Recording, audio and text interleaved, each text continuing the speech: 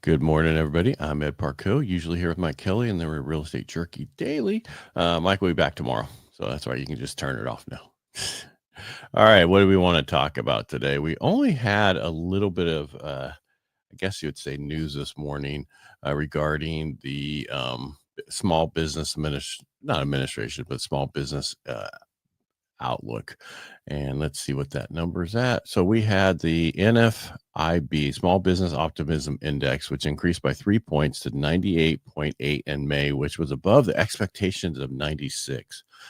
What does that mean? Not really. The market's not really doing much.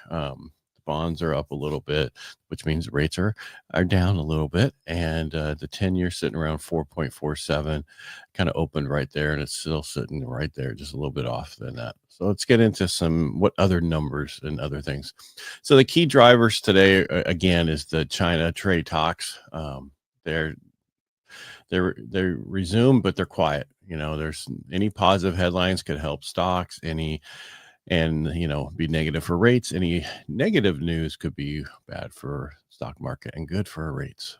But what we're really focusing on this week is the CPI report tomorrow and the PPI report on Thursday. Those are going to be the numbers that we're following for inflation to see where inflation is at, if it's still in check or where it's going. That's really what we're really focusing on this week. So, we'll see what happens. Scott Bessent made a proposal to the Treasury called capital neutral, which is gaining traction. This would free up more lending power and possibly bring down yields on the bonds, which would make rates better, just in case you're not following. And this is according to Lacey Hunt, who is an economist person. Key step forward.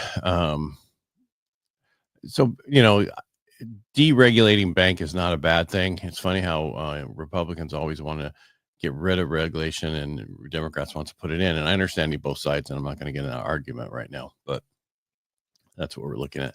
What else are we looking at? Redfin came out with a thing about a week ago, and they were saying there was 500,000 additional sellers than buyers out there. There's the 33.7% gap. And then some people come out and saying the article is totally wrong, but everybody's still picking it up.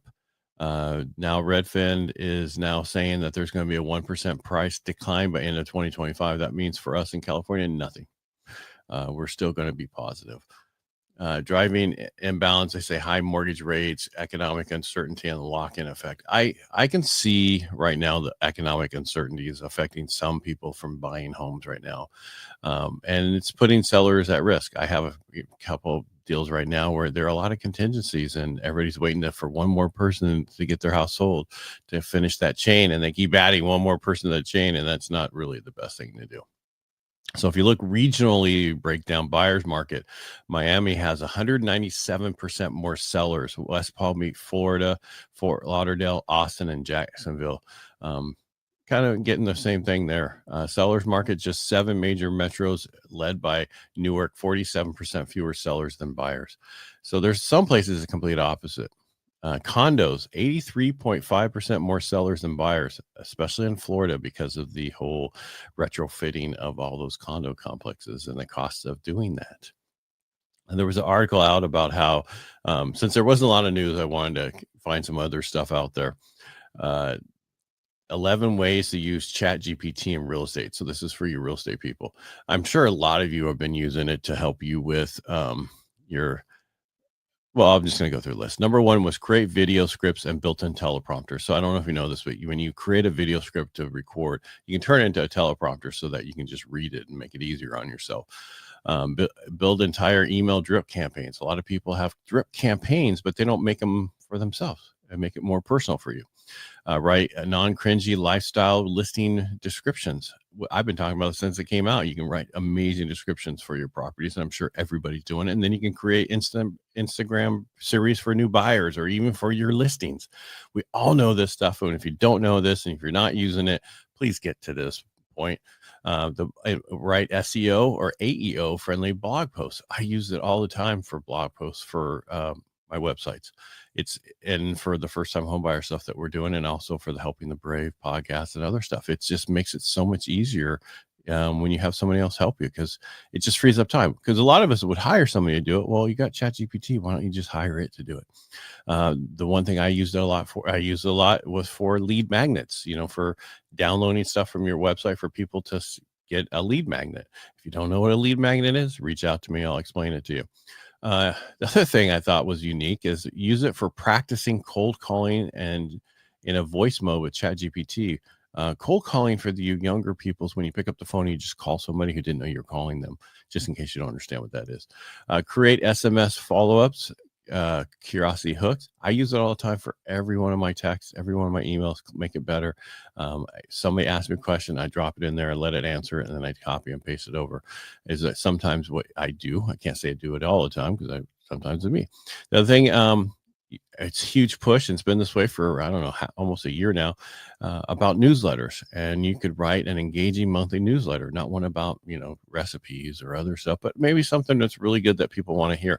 And maybe they do want to hear about recipes, but I'm just saying I remember in the past, a lot of agents used to do these things and send out to the houses and everything.